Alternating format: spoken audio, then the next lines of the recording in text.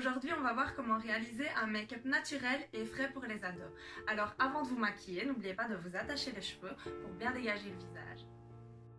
Donc pour ça, nous aurons besoin d'un illuminateur pour camoufler les cernes, d'un correcteur pour camoufler les rougeurs, d'une crème teintée pour avoir un teint uniforme, d'une poudre bronzante pour illuminer et réchauffer le teint, un blush pour avoir l'effet bonne mine, un gloss pour illuminer les lèvres, des fards à paupières pour mettre le regard en valeur, avec évidemment le pinceau, et alors un mascara pour ouvrir le regard. Et puis alors pour finir, quand on se démaquille, on n'oublie pas après de mettre de la crème hydratante sur son visage. On commence par illuminer les cernes. On vient dans le creux des cernes avec le pinceau jusqu'au ras des cils. On vient fondre ensuite en tapotant avec le doigt. Alors l'illuminateur a un effet moins couvrant qu'en anti-cerne, c'est plus léger et donc plus naturel. On prend ensuite le correcteur qu'on vient appliquer sur nos rougeurs dans le visage. Puis, à l'aide de son doigt, on vient estomper la couleur. On utilise maintenant une crème teintée. Alors on l'applique du centre du visage et on va étirer vers les extérieurs jusqu'en racine des cheveux. Alors on va surtout éviter le contour des yeux puisqu'on est venu déposer l'illuminateur tout à l'heure.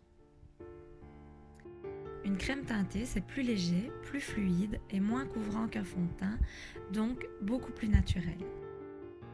Alors les filles, il faut bien faire attention au choix de la couleur. On doit respecter la carnation, c'est-à-dire qu'il ne faut pas prendre plus clair pour ne pas griser notre teint, ni plus foncé, parce qu'alors on va se retrouver avec un teint jaune orangé et là c'est pas du tout naturel. Donc vraiment bien faire attention à la couleur de la crème teintée que vous allez choisir. On va maintenant mettre de la poudre bronzante sur les volumes du visage uniquement. La poudre bronzante permet de réchauffer le teint et de l'illuminer. Donc en gros, on va venir en mettre sur les pommettes,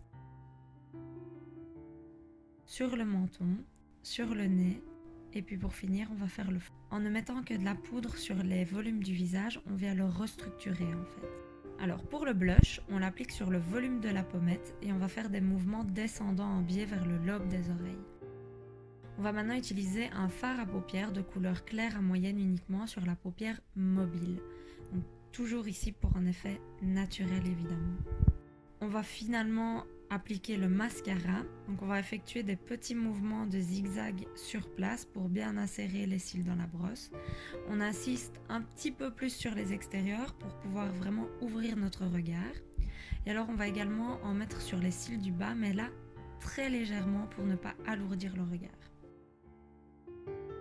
Et puis on va finir par venir mettre une petite touche de gloss sur les lèvres pour apporter de la lumière par transparence pour un effet, encore une fois, très naturel.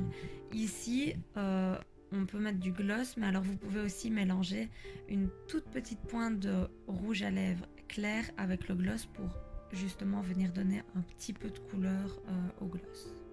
Les filles, maintenant vous savez comment on réalise un teint naturel. C'est à vous de jouer. Bisous!